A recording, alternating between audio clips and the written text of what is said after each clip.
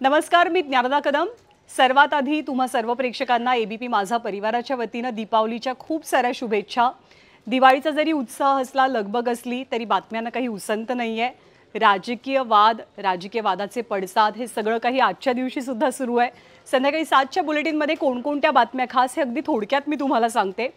बच्चू कडू आज बातम्यांच्या केंद्रस्थानी राहिलेत आणि त्याला कारण आहे त्यांची दोन वक्तव्य। ही वक्तव्य कमालीची वादग्रस्त ठरतात। त्या वक्तव्याचे पडसाद नेमके कसे उमटलेले आहेत राज्याच्या राजकारणात हे जाणून घ्यायचे। सोबतच राज्याच्या जातीय राजकारणाविषयी सुद्धा बच्चू कडूंनी भाष्य केलंय, ती बातमी सविस्तरपणे बघायची आहे। दिवाळीच्या निमित्तानं सगळेच नेते एकमेकांना शुभेच्छा देत फिरत होते, लोकांमध्ये मिसळलेले होते, दिवाळी पहाटचे कार्यक्रम होते।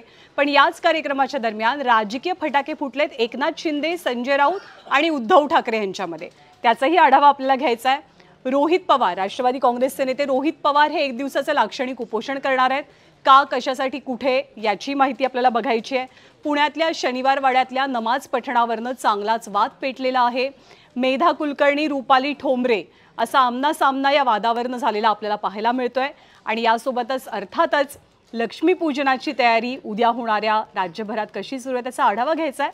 पंतप्रधान नरेंद्र मोदींनी नौसैनिकांसोबत साजरी केलेली दिवाळी कशी होती ते सुद्धा आपण बघणार आहोत। तर बऱ्याच बातम्या आहेत, दिवाळीच्या बातम्या आहेत, राजकीय बातम्या आहेत। आज संध्याकाळी 7 वाजता भेटूया थेट एबीपी माझाच्या न्यूजरूममधनं महाराष्ट्र देशामध्ये।